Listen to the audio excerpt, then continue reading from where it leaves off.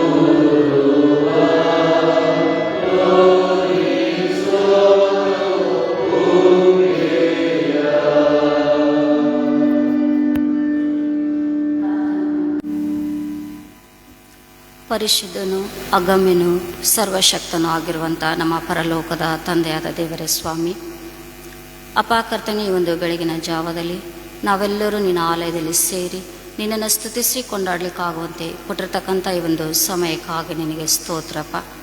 ಹೌದು ಸ್ವಾಮಿ, ರಾತ್ರಿ ಎಲ್ಲ ಬರುವಂಥ ಎಲ್ಲ ಕೇಡು ಗಂಡಾಂತರಗಳಿಂದ ನಮ್ಮನ್ನು ತಪ್ಪಿಸಿ ಸ್ವಾಮಿ, ತಿರುಗಿ ನಮ್ಮನ್ನು ಜೀವಿತರ ಪಟ್ಟಿಯಲ್ಲಿಟ್ಟು ನಿನ್ನ ಆಲಯದಲ್ಲಿ ನಾವು ಒಂದಾಗಿ ಬಂದು ನಿನ್ನನ್ನು ಕೊಂಡಾಡುವಂತೆ ನಮ್ಮನ್ನು ಆಶೀರ್ವದಿಸಿ ನಡೆಸಿದ್ದಿ. ಅದಕ್ಕಾಗಿ ನಿನಗೆ ಸ್ತೋತ್ರವನ್ನು ಸಲ್ಲಿಸ್ತೇವೆ.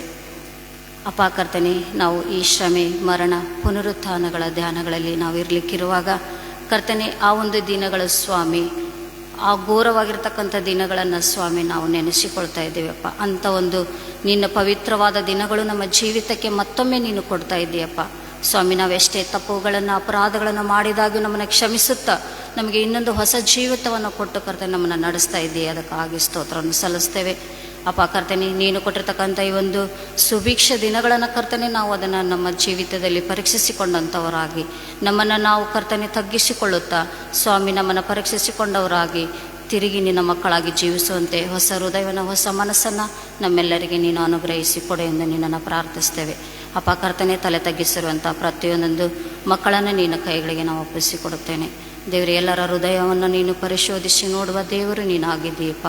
ಹೌದು ಕರ್ತನೆ, ಯಾರು ದುಃಖದಿಂದ, ಕಣ್ಣೀರಿನಿಂದ, ಸಮಸ್ಯೆಗಳಿಂದ, ಬಾಧೆಗಳಿಂದ ಕರ್ತನೆ ನಿನ್ನ ಬಳಿಗೆ ಬಂದಿದ್ದಾರೋ ಅಂಥವರೆಲ್ಲರ ಹೃದಯದಲ್ಲಿ ಒಟ್ಟಿಗೆ ನೀನು ಮಾತನಾಡು ಸ್ವಾಮಿ. ಅವರನ್ನು ಸ್ಪಂದಿಸಪ್ಪ, ಅವರಿಗೆ ಆ ಸಾಂತ್ವನವನ್ನು ನೀಡು. ಅವರಿಗಿರುವಂಥ ಬಾಧೆ, ಸಂಕಟ, ಸಮಸ್ಯೆಗಳನ್ನು ನೀನು ನೀಗಿಸೆಂದು ನಿನ್ನನ್ನು ಪ್ರಾರ್ಥಿಸುತ್ತೇವೆಪ್ಪ.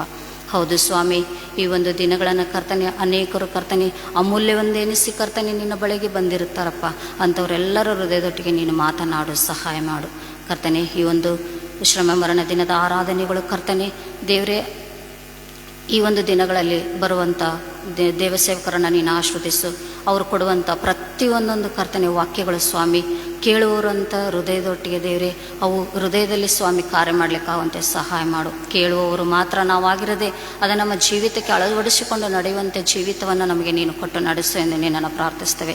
ಸಭಾಪಾಲಕರು, ಸಭಾಪಾಲನಾ ಸಮಿತಿ ಪ್ರತಿಯೊಬ್ಬೊಬ್ಬರನ್ನು ನೀನು ಆಶ್ರದಿಸು. ಸೇವೆಯಲ್ಲಿ ಹಾಕಿಕೊಳ್ಳುವಂಥ ಎಲ್ಲ ಆಲೋಚನೆ ವಿಚಾರಗಳನ್ನು ಸ್ವಾಮಿ ನೀನು ಅವರ ಕೈ ಪ್ರಯಾಸದಲ್ಲಿ ಕರ್ತನೆ ಸಹಾಯ ಮಾಡಿ ನಡೆಸು ಎಂಬುದಾಗಿ ನಿನ್ನನ್ನು ಪ್ರಾರ್ಥಿಸ್ತೇವೆ ಸ್ವಾಮಿ. ವಾಕ್ಯದಾನಕ್ಕೆ ನಾವು ಹೋಗ್ಲಿಕ್ಕಿರುವಾಗ ವಾಕ್ಯವನ್ನು ಸಂದೇಶವನ್ನು ಕೊಡುವಂಥ ಪ್ರೀತಿಯ ಅಯ್ಯನವರನ್ನು ನಿನ್ನ ಕೈಗಳಿಗೆ ನಾವು ಒಪ್ಪಿಸ್ಕೊಡ್ತೇವೆ. ಸ್ವಾಮಿ, ನೀನು ನಮಗೆ ಪ್ರಕಟಿಸಬೇಕಾಗಿರುವಂಥ ವಿಷಯವನ್ನು ಅವರ ಮುಖಾಂತರವಾಗಿ ನೀನು ನಮಗೆ ಪ್ರಕಟಪಡಿಸು ಎಂಬುದಾಗಿ ನಿನ್ನನ್ನು ಪ್ರಾರ್ಥಿಸ್ತೇವೆ. ಸ್ವಾಮಿ, ಅವರನ್ನು ದೇವರೇ ನಿನ್ನ ದೈವಿಕ ಜ್ಞಾನದಿಂದ ತುಂಬಿಸು ಸ್ವಾಮಿ.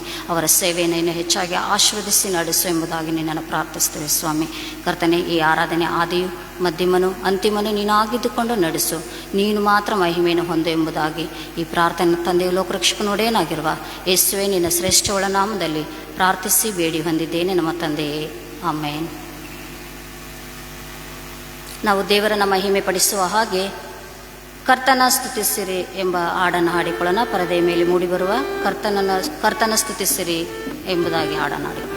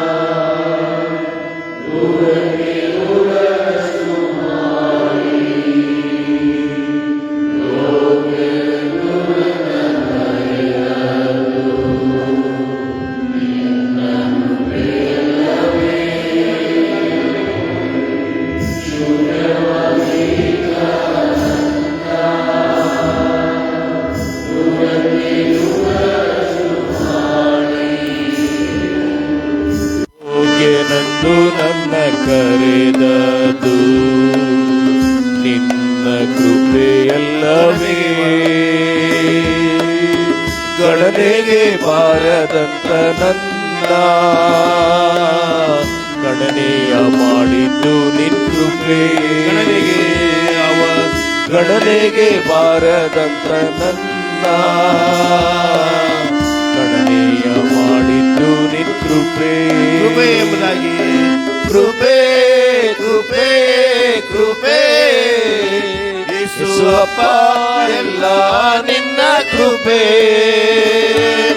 ಕೃಪೆ ಕೃಪೆ ಕೃಪೆ ಯೇಸುವಪ್ಪ ಅಪ್ಪ ಎಲ್ಲ ನಿನ್ನ ಕೃಪೆ.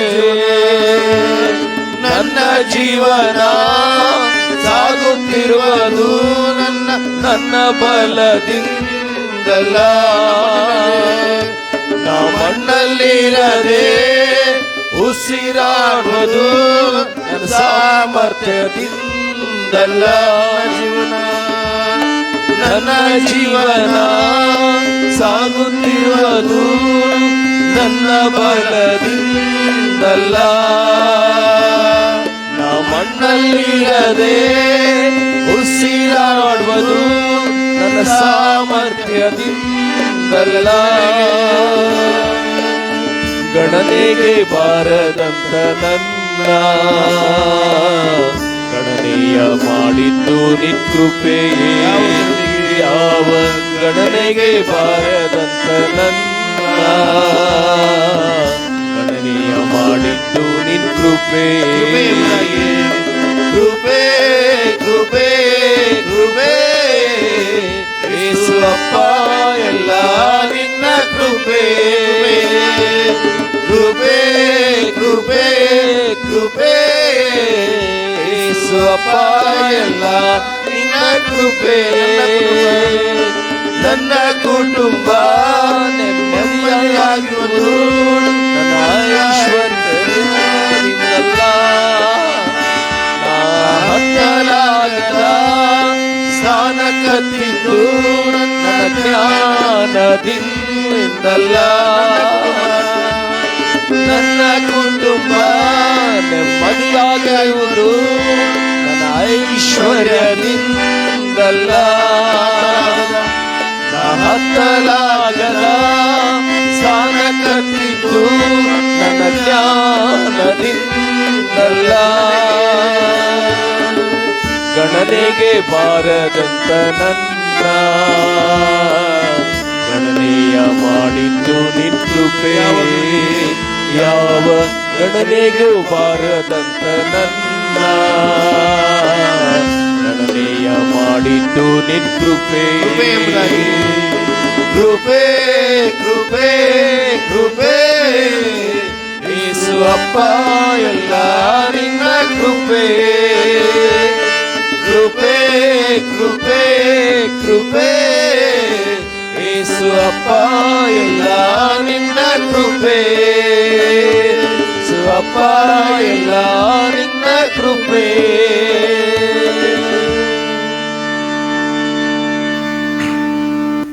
ಪ್ರಾರ್ಥನೆ ಮಾಡೋಣ.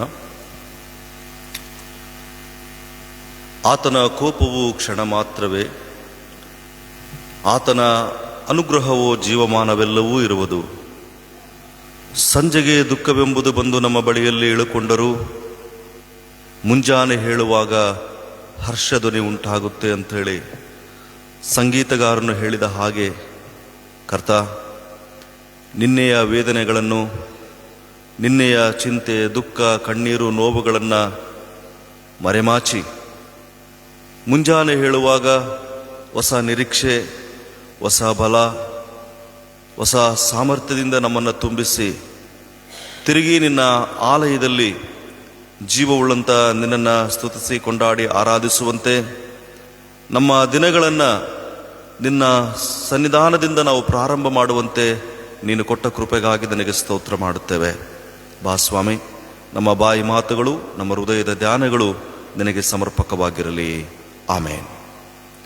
ಕರ್ತನಲ್ಲಿ ಪ್ರೀತಿಯುಳ್ಳ ದೇವಜನರೇ, ಮತ್ತೊಂದು ಸಾರಿ ಬೆಳಗಿನ ಜಾವದ ಆರಾಧನೆಯಲ್ಲಿ ಸೇರಿ ಬಂದಂಥ ತಮ್ಮೆಲ್ಲರಿಗೂ ಮತ್ತು ಅಯ್ಯನವರಿಗೂ, ಸಭಾಪಾಲನಾ ಸಮಿತಿಯವರಿಗೂ ನಾನು ವಂದನೆಗಳನ್ನು ಸಲ್ಲಿಸುತ್ತಾ, ಆನ್ಲೈನ್ ಮೂಲಕವಾಗಿ ದೇವರ ವಾಕ್ಯಗಳನ್ನು ವೀಕ್ಷಿಸ್ತಾ ಇರುವಂಥ ಎಲ್ಲ ದೇವಜನರಿಗೂ ಕೂಡ ನಾನು ವಂದನೆಗಳನ್ನು ಸಲ್ಲಿಸ್ತೇನೆ.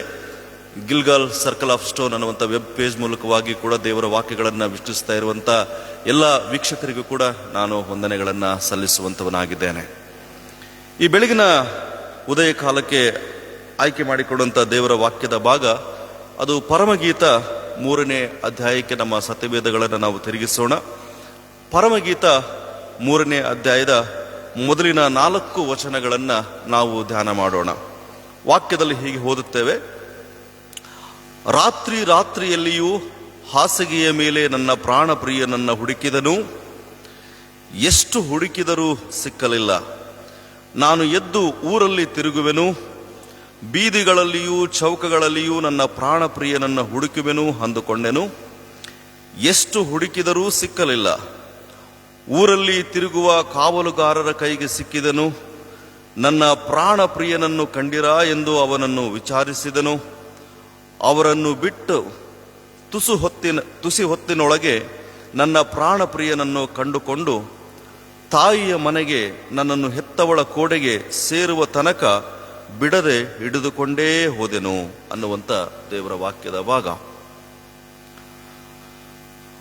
ಪ್ರಿಯರೇ, ಅನೇಕ ಸಾರಿ ನಾವು ಪರಮಗೀತ ಪುಸ್ತಕವನ್ನು ಓದಿಕೊಳ್ಳಲಿಕ್ಕೆ ಸ್ವಲ್ಪ ಆಲೋಚಿಸ್ತೇವೆ.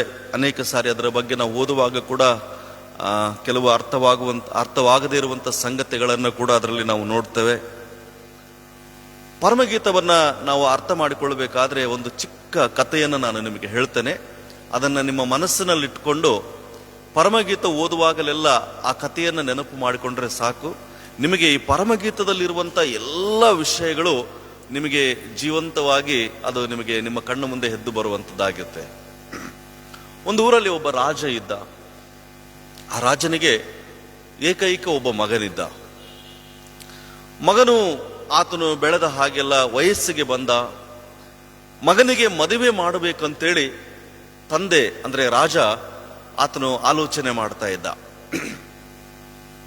ಆಲೋಚನೆ ಮಾಡಿ ತನ್ನ ಆಸ್ಥಾನದಲ್ಲಿರುವಂಥ ಎಲ್ಲ ಅಧಿಕಾರಿಗಳಿಗೆ ಹೇಳ್ತಾನೆ, ನನ್ನ ಆಸ್ಥಾನದಲ್ಲಿ ಯಾರಾದರೂ ಒಂದು ಸುಂದರವಾದಂಥ ಮನೋಹರವಾದಂಥ ಅದ್ಭುತವಾದಂಥ ಜ್ಞಾನವುಳ್ಳಂಥ ಒಬ್ಬ ಸ್ತ್ರೀ ಇರುವುದಾದ್ರೆ ದಯಮಾಡಿ ಆಕೆಯನ್ನು ನೀವು ಕರ್ಕೊಂಡು ಬನ್ರಿ, ನನ್ನ ರಾಜಕುಮಾರನಿಗೆ ಆಕೆಯನ್ನ ಮದುವೆ ಮಾಡಿಕೊಡುತ್ತೇನೆ ಅಂತ ಹೇಳಿ ರಾಜನು ಹೇಳಿದಾಗ ಮಗನು ಈ ಸಂದೇಶವನ್ನ, ಈ ಒಂದು ಸಮಾಚಾರವನ್ನ ಕೇಳಿ ತಂದೆಯ ಬಳಿಗೆ ಬರ್ತಾನೆ. ಬಂದು ಹೇಳ್ತಾನೆ, ಡ್ಯಾಡಿ, ನಾನು ಒಂದು ವಿಷಯ ಕೇಳಲ್ಪಟ್ಟೆ, ನನಗೆ ನೀನು ಮದುವೆ ಮಾಡ್ತಾ ಇದೀಯ ಅಂತ ಹೇಳಿ. ಆದರೆ ಸಾರಿ, ನಾನು ನಿನಗೆ ಅದನ್ನ ಹೇಳಲಿಕ್ಕೆ ಆಗ್ಲಿಲ್ಲ.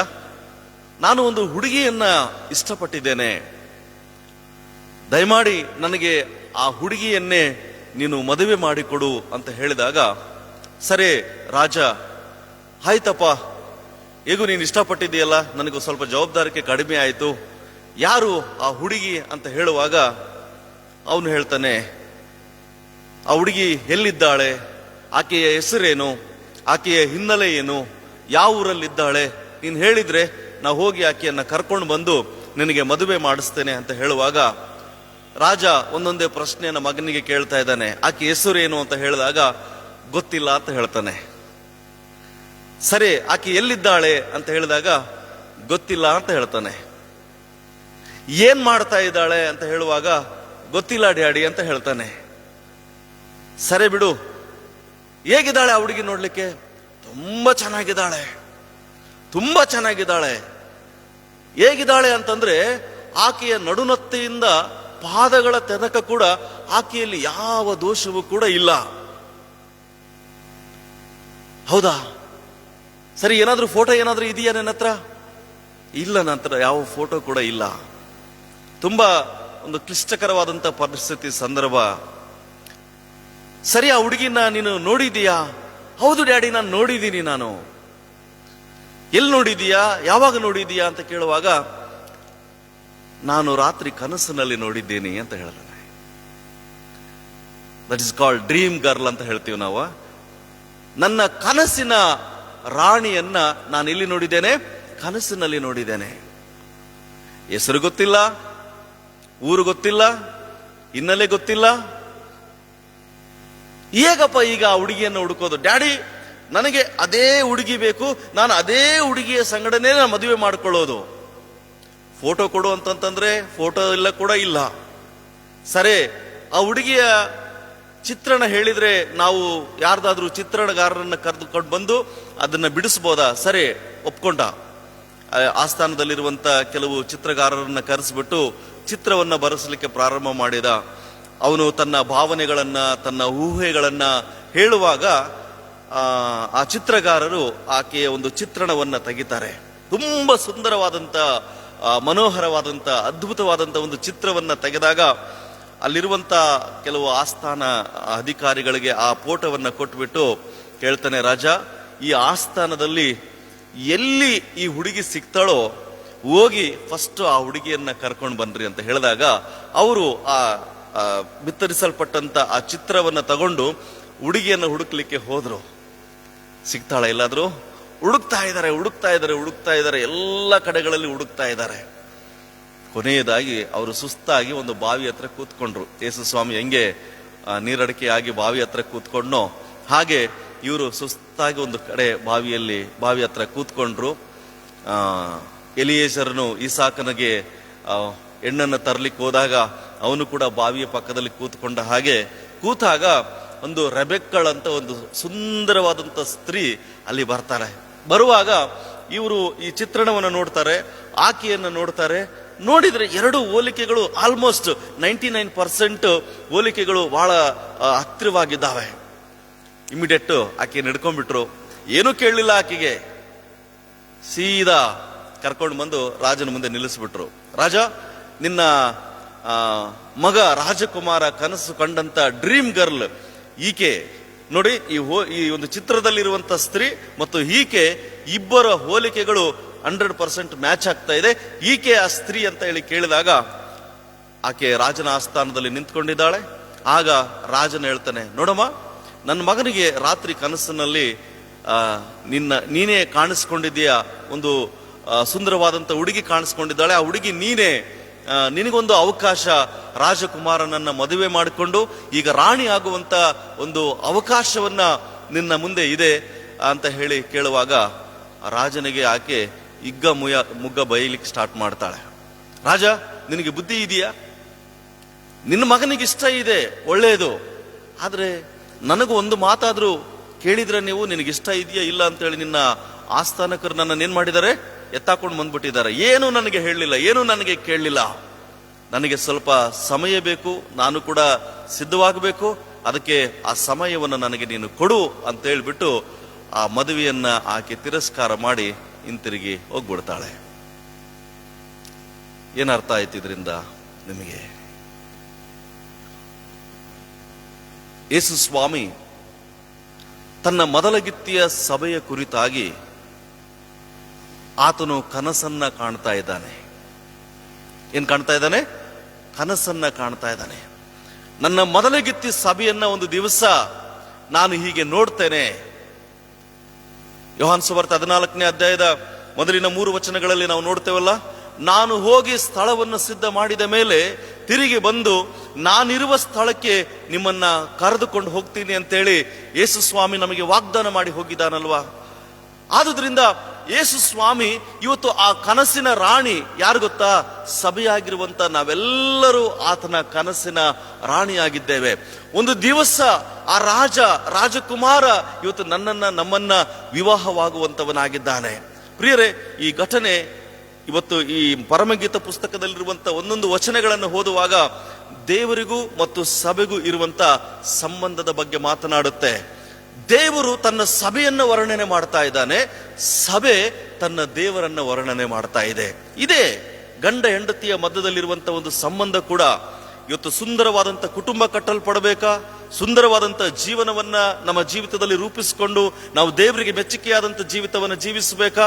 ನಾವು ಒಬ್ಬರಿಗೊಬ್ಬರು ಪ್ರಶಂಸೆ ಮಾಡುವಂತವರಾಗಿರ್ಬೇಕು, ಒಬ್ಬರನ್ನೊಬ್ಬರು ಪ್ರೋತ್ಸಾಹ ಮಾಡುವಂತವರಾಗಿರ್ಬೇಕು. ಅನೇಕ ಲೋಪದೋಷಗಳಿದ್ದಾವೆ ನಮ್ಮಲ್ಲಿ, ಆದರೂ ಕೂಡ ನೀವು ಇದನ್ನು ಓದುವಾಗ ಆ ಇನಿಯ ಅಂತ ಹೇಳುವಾಗಲೆಲ್ಲ ಆತನು ಯೇಸು ಕ್ರಿಸ್ತನಾಗಿದ್ದಾನೆ. ಆ ನಾರಿ ಅಂತ ಹೇಳುವಾಗಲೆಲ್ಲ ಅದು ಸಭೆಯಾಗಿದೆ. ಈ ವಿಷಯಗಳನ್ನು ನೀವು ಮನಸ್ಸಿನಲ್ಲಿ ಇಟ್ಕೊಳ್ಬೇಕೆಂಬುದಾಗಿ ನಾನು ಕೇಳ್ಕೊಳ್ತೇನೆ. ಪ್ರಿಯರೇ, ಸ್ಪರ್ಜನ್ ಅನ್ನುವಂತ ಪ್ರಸಂಗಗಳ ರಾಜ ಆತನು. ಅವರು ಈ ಪರಮಗೀತ ಪುಸ್ತಕದ ಬಗ್ಗೆ ಒಂದು ಮಾತು ಹೇಳಿದ್ದಾರೆ. This is like A tree of life in the garden of Aiden ಅಂತ ಹೇಳಿದ್ದಾರೆ. ಅಂದ್ರೆ ಪರಮಗೀತ ಪುಸ್ತಕ ಅನ್ನುವಂಥದ್ದು 66 ಪುಸ್ತಕಗಳು ಸತ್ಯವೇದದಲ್ಲಿದ್ದಾವೆ. ಈ 66 ಪುಸ್ತಕಗಳಲ್ಲಿ 65 ಈ ಏನು ಪುಸ್ತಕಗಳಿದ್ದಾವಲ್ಲ, ಅದು ಏದೇನ್ ತೋಟದಲ್ಲಿರುವಂತ ಇತರ ಗಿಡಗಳ ಹಾಗೆ, ಆದರೆ ಪರಮಗೀತ ಪುಸ್ತಕ ಅದು ಜೀವ ವೃಕ್ಷದ ಹಾಗೆ ಅಂತೇಳಿ ಅವರು ವರ್ಣನೆ ಮಾಡಿದ್ದಾರೆ. ನಿಜವಾಗಿಯೂ ಇದು ಒಂದು ಜೀವವೃಕ್ಷದ ಹಣ್ಣಿನ ಹಾಗೆ ಸತ್ಯವೇದದಲ್ಲಿ ಇಡಲ್ಪಟ್ಟಿರುವಂಥದ್ದು ಬಹಳ ವಿಶೇಷವಾದಂಥದ್ದು. ಬೈಬಲ್ನಲ್ಲಿ ಚಾರಿತ್ರಿಕ ಗ್ರಂಥಗಳಿದ್ದಾವೆ, ಕಾವ್ಯ ಗ್ರಂಥಗಳಿದ್ದಾವೆ, ಪ್ರವಾದನ ಗ್ರಂಥಗಳಿದ್ದಾವೆ, ಪತ್ರಿಕಾ ಭಾಗಗಳಿದ್ದಾವೆ. ಆ ಎಲ್ಲ ಗ್ರಂಥಗಳಲ್ಲಿ ಇದು ಒಂದು ಜೀವವೃಕ್ಷದ ಗಿಡದ ಹಾಗೆ ದೇವರು ಸತ್ಯವೇದದಲ್ಲಿ ಇಟ್ಟಿರುವಂಥದ್ದನ್ನ ನಾವು ನೋಡ್ತೇವೆ. ಇದರಲ್ಲಿ ಹೋಲಿಕೆಗಳಿದ್ದಾವೆ, ಉಪಮಾನಗಳಿದ್ದಾವೆ, ಕಾವ್ಯ ಇದೆ, ಅನೇಕ ಊಹೆಗಳಿಗೆ ಅವಕಾಶ ಮಾಡಿಕೊಡುವಂತ ಒಂದು ಗ್ರಂಥ ಅದು ಪರಮಗೀತ ಗ್ರಂಥ. 3ನೇ ಅಧ್ಯಾಯದ 1ನೇ ವಚನವನ್ನ ಬಹಳ ಕ್ಲುಪ್ತವಾಗಿ ನಾವು ಧ್ಯಾನ ಮಾಡೋಣ. 3ನೇ ಅಧ್ಯಾಯದ 1ನೇ ವಚನದಲ್ಲಿ, ರಾತ್ರಿಯಲ್ಲಿಯೂ ಹಾಸಿಗೆಯ ಮೇಲೆ ನನ್ನ ಪ್ರಾಣ ಪ್ರಿಯನನ್ನ ನಾನು ಹುಡುಕಿದೆನು ಅಂತ ಹೇಳ್ತಾನೆ. ಯಾರು ಹುಡುಕ್ತಾ ಇದ್ದಾರೆ? ಸಾಲೇಮಿನ ಸ್ತ್ರೀ, ಯೆರೂಸಲೇಮಿನ ಸ್ತ್ರೀ. ಅಂದ್ರೆ ಇಸ್ರಾಯೇಲರಿಗೂ ಮತ್ತು ದೇವರಿಗೂ ಇರುವಂತ ಒಂದು ಸಂಬಂಧ. ಈ ಸ್ತ್ರೀ ದೇವರನ್ನ ಹುಡುಕ್ತಾ ಇದ್ದಾಳೆ. ಹೇಗೆ ಹುಡುಕ್ತಾ ಇದ್ದಾಳೆ ನೋಡಿ. ಇಸ್ರಾಯೇಲರು, ನಾವು ಧರ್ಮಶಾಸ್ತ್ರವನ್ನು ಓದುವಾಗ ದೇವರು ಇಸ್ರಾಯೇಲರಿಗೆ ಧರ್ಮಶಾಸ್ತ್ರವನ್ನ ಕೊಟ್ಟ. ಯಾವ ವಿಷಯಕ್ಕಾಗಿ ದೇವರು ಆ ಧರ್ಮಶಾಸ್ತ್ರವನ್ನು ಕೊಟ್ಟನು ಅಂತಂದ್ರೆ, ಅವರು ಯಾವಾಗಲೂ ಕೂಡ ನನ್ನನ್ನು ಪ್ರೀತಿಸಬೇಕು, ಯಾವಾಗಲೂ ನನ್ನ ಅನ್ಯೋನ್ಯತೆಯಲ್ಲಿರಬೇಕು, ಯಾವಾಗಲೂ ನನ್ನಲ್ಲಿ ಭಯಭಕ್ತಿ ಉಳ್ಳವರಾಗಿ ಅವರು ಜೀವಿಸಬೇಕು ಅನ್ನುವಂತ ಒಂದು ವಿಷಯಕ್ಕೋಸ್ಕರವಾಗಿ ದೇವರು ಧರ್ಮಶಾಸ್ತ್ರವನ್ನ ಕೊಟ್ಟ. ಅಂದಿನಿಂದ ನಾವು ಮೋಶೆಯ ಆ ಒಂದು ಕೊನೆಯ ಪಾರಾಯಣದವರೆಗೂ ಕೂಡ ನಾವು ನೋಡ್ತೇವೆ, ಇಸ್ರಾಯೇಲರು ದೇವರನ್ನ ಪ್ರೀತಿಸಲಿಕ್ಕೆ ಪ್ರಾರಂಭ ಮಾಡಿದ್ರು. ಅಫ್ಕೋರ್ಸ್ ಅವರ ಮಧ್ಯದಲ್ಲಿ ಅನೇಕ ಸಾರಿ ಅಪನಂಬಿಕೆಗಳಿತ್ತು, ಗುಣಗುಟ್ಟುವಿಕೆ ಇತ್ತು, ಅನೇಕ ಸಾರಿ ದೇವರನ್ನ ಬಿಟ್ಟು ಅವರು ದೇವರಲ್ಲದವುಗಳನ್ನ ಆರಾಧನೆ ಮಾಡಿದ್ರು ಕೂಡ ದೇವರ ಮೇಲಿನ ಪ್ರೀತಿ, ವ್ಯಾಮೋಹ ಅದು ಆಗಾಗ ಮತ್ತೆ ಹುಟ್ಟಿಕೊಳ್ತಾ ಇತ್ತು. ಅದಕ್ಕೆ ಯೆರೆಮೀಯನ ಗ್ರಂಥದಲ್ಲಿ ನಾವು ನೋಡ್ತೇವೆ, ದೇವರು ಹೇಳ್ತಾನೆ, ನಾನು ನಿನ್ನನ್ನು ಪ್ರೀತಿಸಿರುವಂತದ್ದು ಶಾಶ್ವತವಾದಂತ ಪ್ರೇಮದಿಂದಲೇ, ಆದುದರಿಂದ ನಿನ್ನನ್ನು ನಾನು ಮಮತೆಯಿಂದ ನಾನು ಸೆಳೆದುಕೊಂಡಿದ್ದೇನೆ.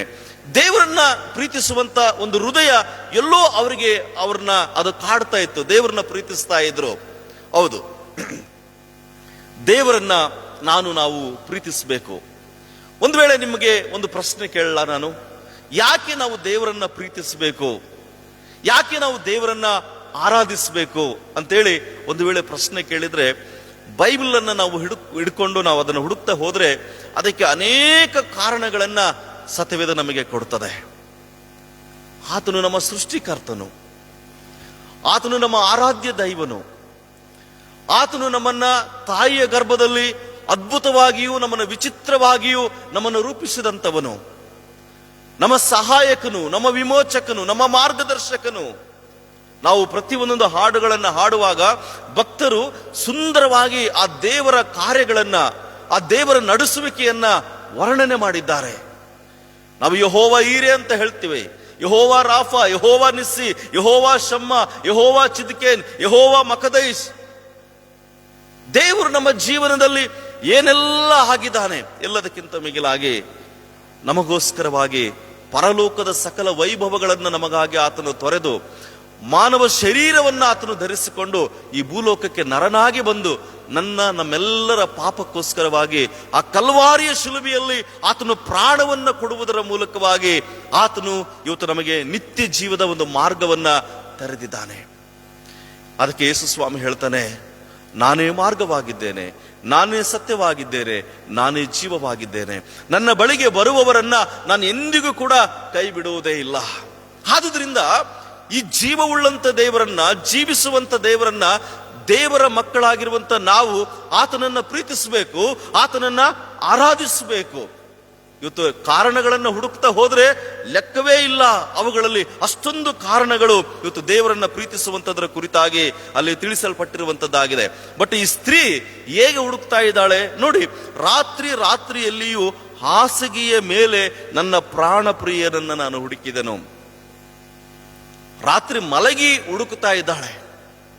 ಹಾಗಾದ್ರೆ ದೇವರನ್ನ ಹುಡುಕುವಂಥದ್ದು ಹೇಗೆ? ಬೈಬಲ್ ಹೇಳುತ್ತೆ, ಮತ್ತಾಯನ ಸುವಾರ್ತೆ 7ನೇ ಅಧ್ಯಾಯ 7ನೇ ವಚನ. ಯಾರಾದ್ರೂ ಓದ್ತೀರಾ?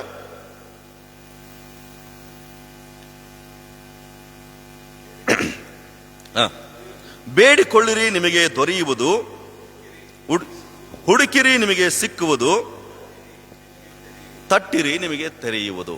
ಯೇಸು ಸ್ವಾಮಿ ಸುಂದರವಾದಂತ ಮಾತನ್ನ ಹೇಳ್ತಾನೆ. ಯಾರಿಗೆ ಯೇಸು ಸ್ವಾಮಿ ದೊರಕ್ತಾನೆ ಅಂತಂದ್ರೆ ಹುಡುಕುವಂತವರಿಗೆ ಆತನು ಸಿಗ್ತಾನೆ.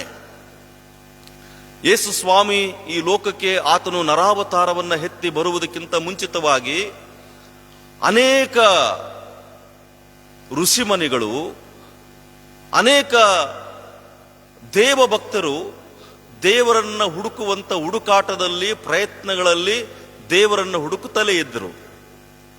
ಅದಕ್ಕೆ ಅಸತೋಮ ಸದ್ಗಮಯ, ಸಮತೋಮ ಜ್ಯೋತಿರ್ಗಮಯ, ಮೃತ್ಯೋಮ ಅಮೃತಂ ಗಮಯ, ಓಂ ಶಾಂತಿ ಶಾಂತಿ ಶಾಂತಿ ಅನ್ನುವಂಥ ಮಾತು ಇದು ದೇವರನ್ನ ಹುಡುಕುವ ಒಂದು ಶ್ಲೋಕ.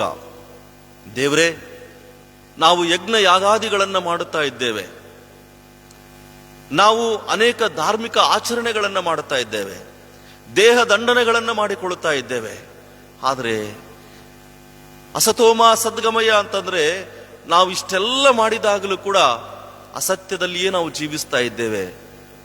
ನಮ್ಮನ್ನ ಸತ್ಯದಲ್ಲಿ ನಡೆಸುವಂತ ನೀನು ಎಲ್ಲಿದ್ದೀಯಾ?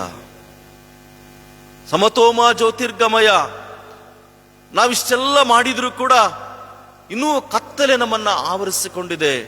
ನಮಗೆ ಜ್ಯೋತಿ ಬೇಕಾಗಿದೆ, ಬೆಳಕು ಬೇಕಾಗಿದೆ, ನಮ್ಮನ್ನ ಬೆಳಕಿನಲ್ಲಿ ನಡೆಸುವ ವ್ಯಕ್ತಿಗಳು ಬೇಕಾಗಿದ್ದಾರೆ, ವ್ಯಕ್ತಿ ಬೇಕಾಗಿದ್ದಾನೆ. ಎಲ್ಲಿದ್ದಾನೆ? ಪ್ರಶ್ನೆ. ಮೃತ್ಯೋಮ ಅಮೃತಂ ಗಮಯ ಅಂತ ಹೇಳುವಾಗ ನಾವು ಇಷ್ಟೆಲ್ಲ ಮಾಡಿದ್ರೂ ಕೂಡ ತಪಸ್ಸನ್ನ ಮಾಡುತ್ತಾ ಇದ್ದೇವೆ, ಯಜ್ಞಗಳನ್ನ ಮಾಡುತ್ತಾ ಇದ್ದೇವೆ, ದೇಹ ದಂಡನೆಗಳನ್ನ ಮಾಡಿಕೊಳ್ಳುತ್ತಾ ಇದ್ದೇವೆ. ಆದರೂ ಕೂಡ ನಮಗೆ ಮರಣ ಸಂಭವಿಸ್ತಾ ಇದೆಯಲ್ಲ, ಈ ಮರಣದಿಂದ ನಮ್ಮನ್ನ ತಪ್ಪಿಸುವವರು ಯಾರು? ಶಾಂತಿಯನ್ನು ಕೊಡುವವರು ಯಾರು ಅಂತೇಳಿ ಪ್ರಶ್ನೆ ಕೇಳಿದ್ರು. ದೇವರನ್ನು ಹುಡುಕಿದ್ರು ಅವರೆಲ್ಲರೂ ಕೂಡ. ಆದ್ರೆ ಅನೇಕರಿಗೆ ದೇವರು ಸಿಕ್ಕನು ಕೂಡ. ಸಾಧು ಸುಂದರ್ ಸಿಂಗ್ ಅವರ ಒಂದು ಜೀವನ ಚರಿತ್ರೆಯನ್ನ ನೀವು ಓದುವುದಾದ್ರೆ, ಅವರು ಹಿಮಾಲಯದ ಆ ತಪ್ಪಲಿನಲ್ಲಿ, ಹಿಮಾಲಯದ ಆ ಕಾಡಿನಲ್ಲಿ ಅವರು ದೇವರನ್ನ ಕಂಡುಕೊಳ್ತಾರೆ. ನಿಜ ದೇವರನ್ನ ಕಂಡುಕೊಂಡು ದೇವರಿಗಾಗಿ ತಮ್ಮ ಜೀವಿತವನ್ನು ಸಮರ್ಪಣೆ ಮಾಡಿಕೊಂಡು ಅವರು ಜೀವನ ಪರ್ಯಂತರ ಸಾಯುವ ತನಕ ಯೇಸು ಸ್ವಾಮಿಗೋಸ್ಕರವಾಗಿ ತಮ್ಮ ಜೀವಿತವನ್ನ ಮುಡಿಪಾಗಿ ಇಡ್ತಾರೆ. ಪರವಸ್ತು ಸೂರ್ಯನಾರಾಯಣ ಅನ್ನುವಂತ ಒಬ್ಬ ದೇವರ ಸೇವಕರು, ಅದು ಇವತ್ತು ಬುಕ್ ಬ್ಯಾನ್ ಆಗಿ ಹೋಗಿದೆ, ಅವರು ಕೂಡ ನಾ ಕಂಡ ಯೇಸು ಅನ್ನುವಂಥ ಪುಸ್ತಕವನ್ನ ಬರೆಯುವಾಗ ಅವ್ರು ಹೇಳ್ಕೊಳ್ತಾರೆ, ಅವರು ಗರ್ಭಗುಡಿಯಲ್ಲಿ ಯೇಸು ಸ್ವಾಮಿಯನ್ನ ಕಾಣ್ತಾರೆ. ಅವರು ಇವತ್ತು ನಮ್ಮ ಜೀವನದಲ್ಲಿಯೂ ಕೂಡ ಪ್ರಿಯರೇ, ದೇವರನ್ನ ಅನೇಕರು ಹುಡುಕಿದ್ರು, ಕೆಲವರಿಗೆ ಯೇಸು ಸ್ವಾಮಿ ಸಿಕ್ಕನು, ಆದರೆ ಅನೇಕರು ಆ ಯೇಸು ಸ್ವಾಮಿಯನ್ನ ಗಟ್ಟಿಯಾಗಿ ಹಿಡ್ಕೊಳ್ಳಲಿಲ್ಲ. ಕೆಲವರು ಹುಡುಕ್ತಾ ಇದ್ದಾರೆ. ಹೇಗೆ ಹುಡುಕ್ತಾ ಇದ್ದಾರೆ? ಒಂದು ನಾಮಧೇಯವಾಗಿ, ಏನೋ ನಾನು ಚರ್ಚಿಗೆ ಬರಬೇಕಲ್ಲ, ಚರ್ಚಿಗೆ ಹೋಗ್ತೇವೆ. ಏನೋ ಆರಾಧನೆ ಮಾಡಬೇಕಲ್ಲ, ಮಾಡ್ತೇವೆ.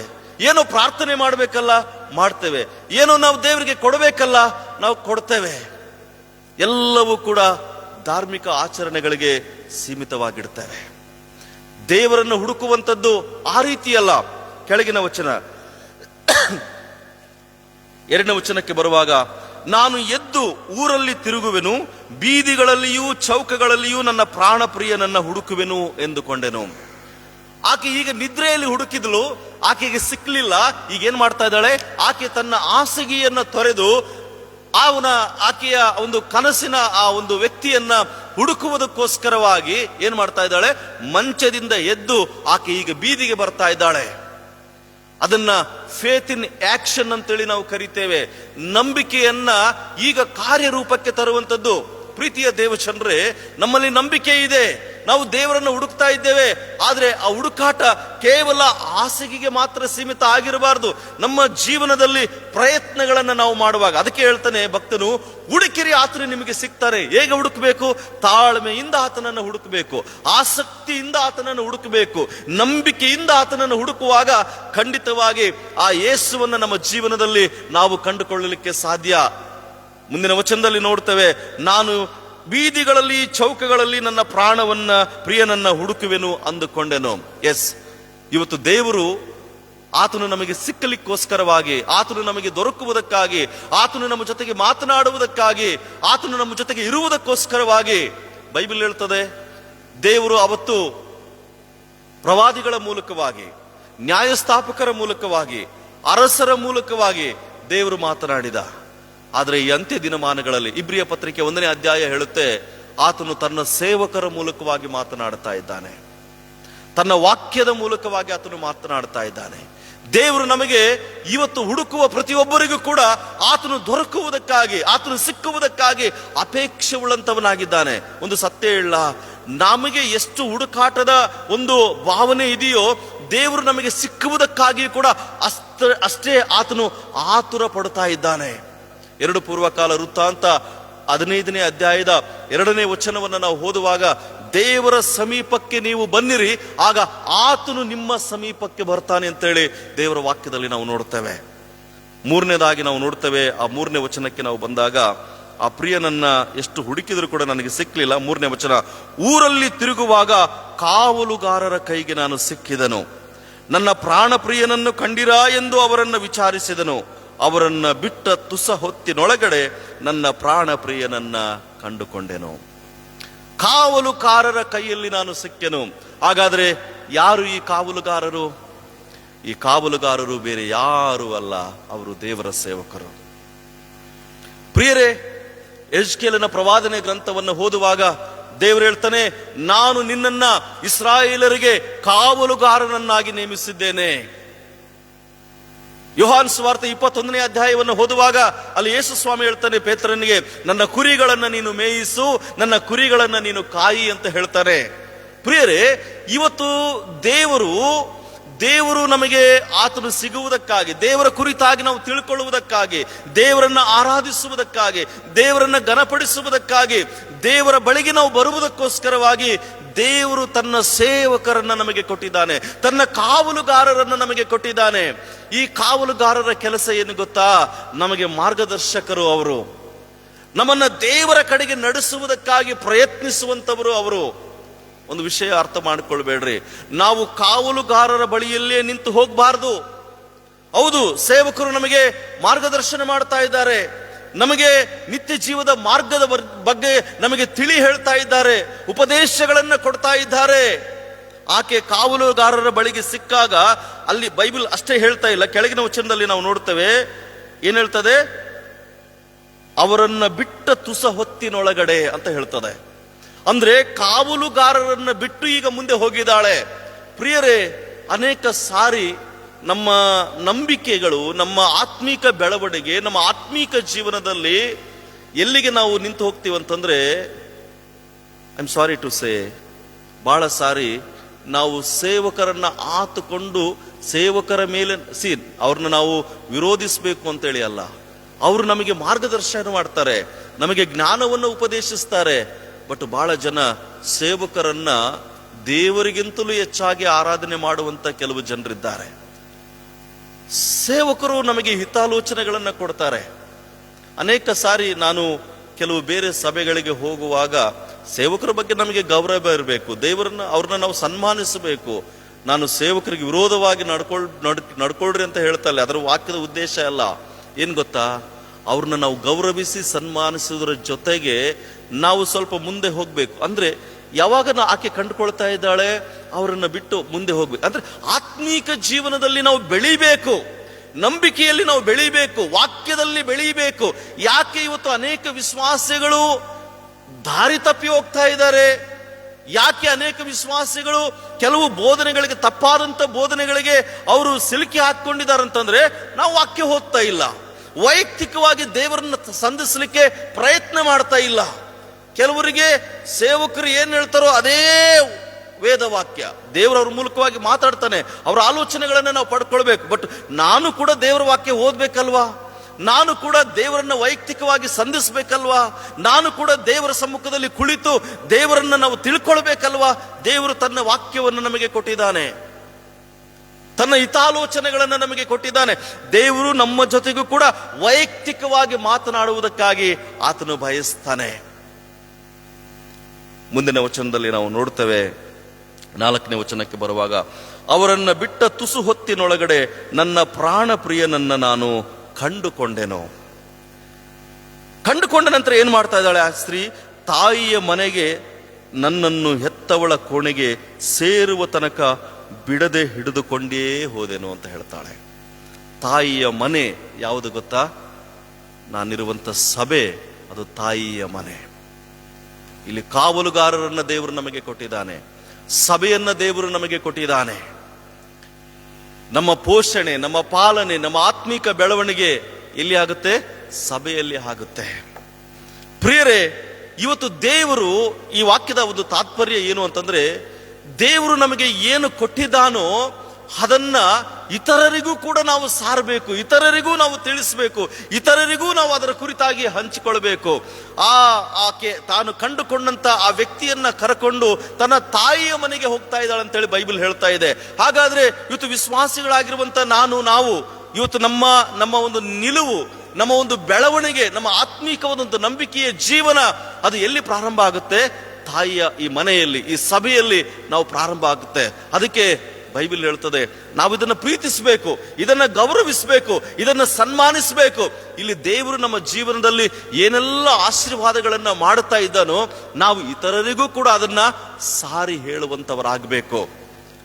ಆದ್ರೆ ಅನೇಕ ಸಾರಿ ನಾವು ದೇವರನ್ನು ಹುಡುಕ್ತೇವೆ, ಅನೇಕ ಸಾರಿ, ಕೆಲವು ಸಾರಿ ಹುಡುಕುವ ವಿಧಾನದಲ್ಲಿ ಆತನನ್ನು ಹುಡುಕುವುದಿಲ್ಲ.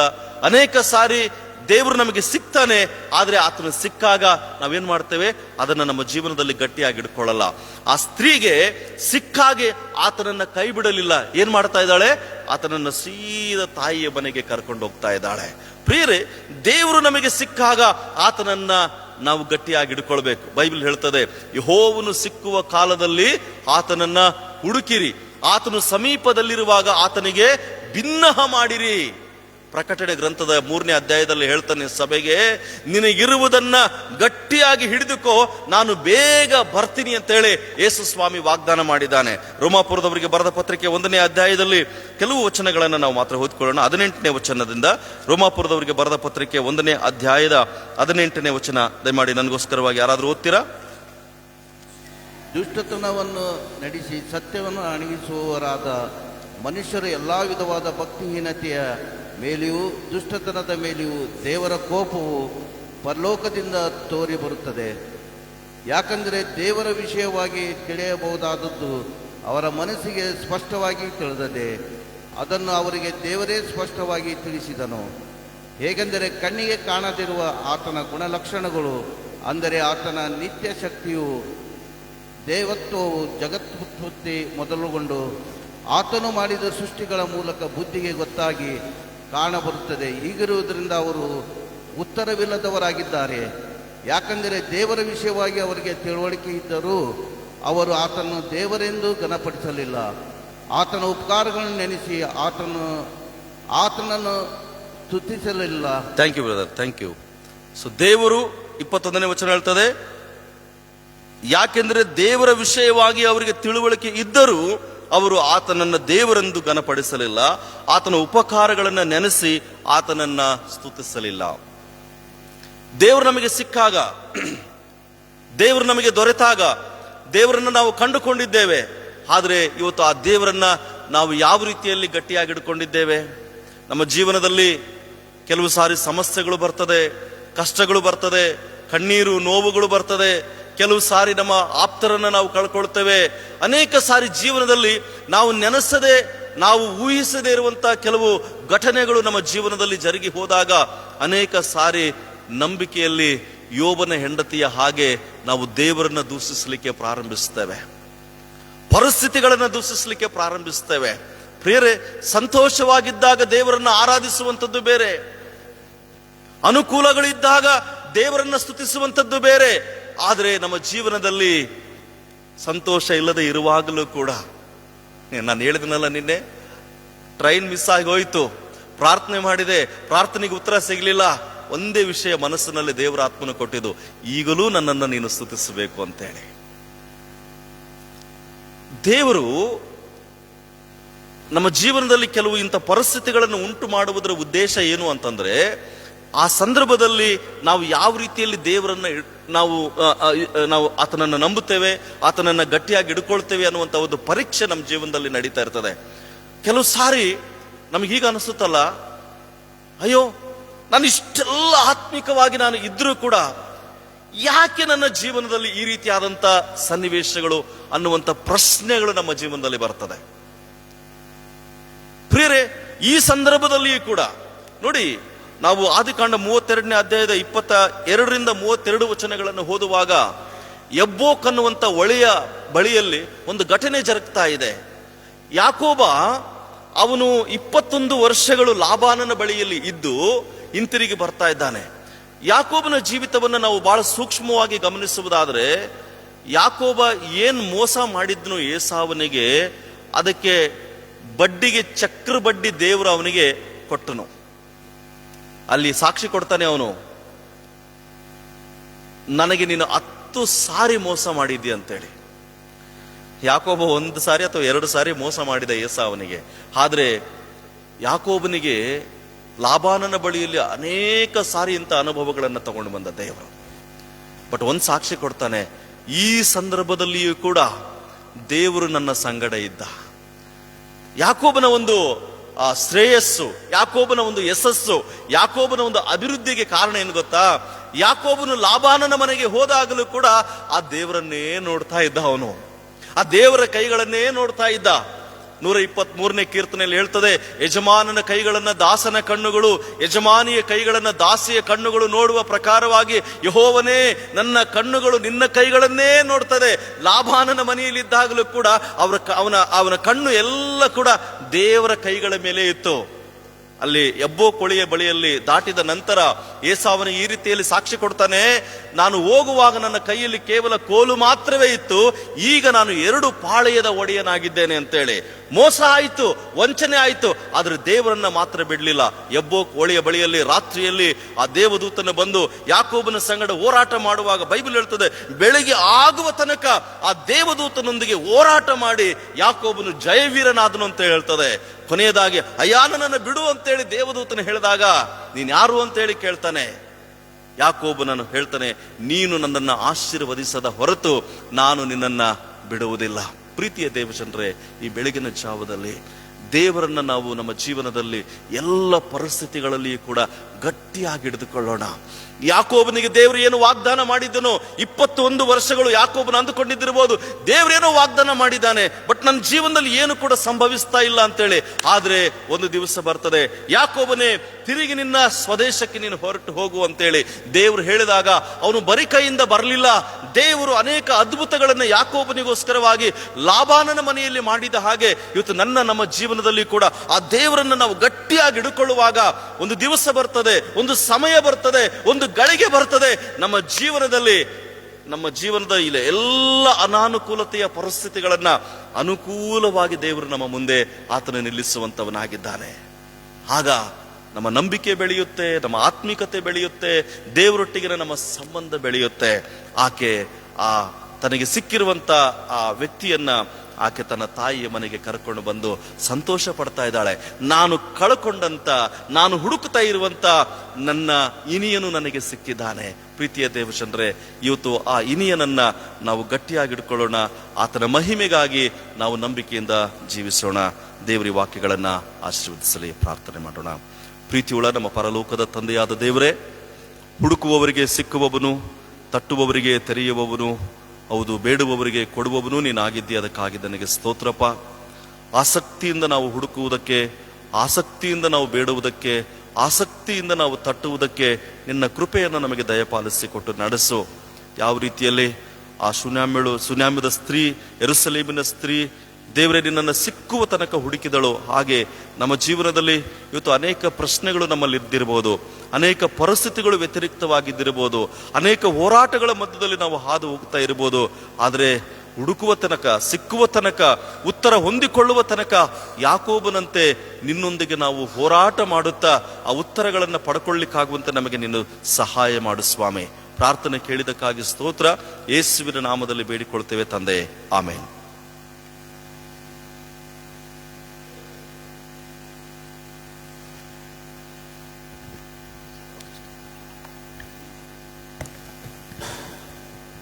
ವಾಕ್ಯ ಸಂದೇಶವನ್ನು ಕೊಟ್ಟಂಥ ಪ್ರೀತಿಯ ದೇವಸೇವಕರಿಗೆ, ಸಭಾಪಾಲಕರು, ಸಭಾಪಾಲನ ಸಮಿತಿ ಹಾಗೂ ಸಭೆಯವರಾದ ತಮ್ಮೆಲ್ಲರ ಪರವಾಗಿ ಹೃತ್ಪೂರ್ವಕ ವಂದನೆಯನ್ನು ಸಲ್ಲಿಸೋಳಾಗಿದ್ದೇನೆ. ನಾವು ಕೊನೆಯದಾಗಿ ಹಾಡಿಕೊಳ್ಳುವಂಥ ಸಂಗೀತಗಳಲ್ಲಿ 25ನೇ ಸಂಗೀತವನ್ನು ಹಾಡಿಕೊಳ್ಳೋಣ. 25ನೇ ಸಂಗೀತದ 1 ಚರಣ ಮತ್ತು 3ನೇ ಚರಣವನ್ನು ಮಾತ್ರ ಹಾಡಿಕೊಳ್ಳೋಣ. ಸರ್ವ ಕಷ್ಟ ಪರಿಹಾರ ಗೈಯುವಂಥ ಕ್ರಿಸ್ತನು.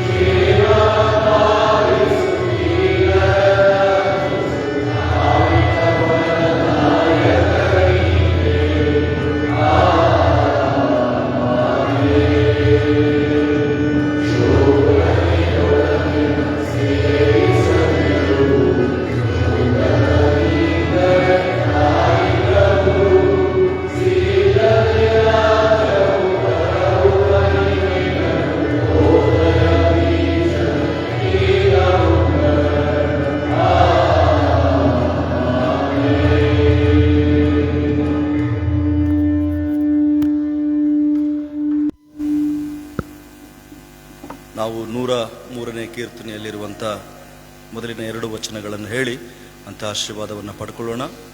ನನ್ನ ಮನವೇ ಯೆಹೋವನನ್ನು ಕೊಂಡಾಡು, ನನ್ನ ಸರ್ವೇಂದ್ರಿಗಳೇ ಆತನ ಪವಿತ್ರ ನಾಮವನ್ನು ಕೀರ್ತಿಸಿರಿ. ನನ್ನ ಮನವೇ ಯೆಹೋವನನ್ನು ಕೊಂಡಾಡು, ಆತನು ಮಾಡಿದ ಉಪಕಾರಗಳಲ್ಲಿ ಒಂದನ್ನು ಮರೆಯಬೇಡ. ವಿಶ್ವಾಸದಿಂದ ಕರ್ತನ ಆಶೀರ್ವಾದಗಳನ್ನು ನಾವು ಹೊಂದಿಕೊಳ್ಳೋಣ. ಯೆಹೋವನು ನಿಮ್ಮನ್ನು ಆಶೀರ್ವದಿಸಿ ಕಾಪಾಡಲಿ. ಯೆಹೋವನು ಪ್ರಸನ್ನ ಮುಖದಿಂದ ನಿಮ್ಮನ್ನು ನೋಡಿ ನಿಮ್ಮ ಮೇಲೆ ದಯವಿಡಲಿ. ಯೆಹೋವನು ನಿಮ್ಮ ಮೇಲೆ ಕೃಪಾ ಕಟಾಕ್ಷವನ್ನು ಇಟ್ಟು ಶಾಂತಿಯನ್ನು ಅನುಗ್ರಹಿಸಲಿ. ತಂದೆ, ಕುಮಾರ, ಪರಿಶುದ್ಧಾತ್ಮನ ತ್ರೇಕ ಆಶೀರ್ವಾದಗಳು ಇಂದು ನಿನ್ನ ವಾಕ್ಯಗಳನ್ನು ಕೇಳಿಸಿಕೊಂಡಂಥ ಎಲ್ಲ ದೇವ ಮಕ್ಕಳೊಂದಿಗೂ, ಸಾರ್ವತ್ರಿಕ ಎಲ್ಲ ಸಭೆಗಳೊಂದಿಗೂ, ನಾವು ಮಾಡುವಂಥ ಕೆಲಸ ಮತ್ತು ಸೇವೆಗಳೊಂದಿಗೂ ನಿನ್ನ ಆಶೀರ್ವಾದಗಳು ನಿತ್ಯ ಕಾಲಕ್ಕೂ ನೆಲೆಯಾಗಿರಲಿ ಸ್ವಾಮಿ. ಆಮೆನ್.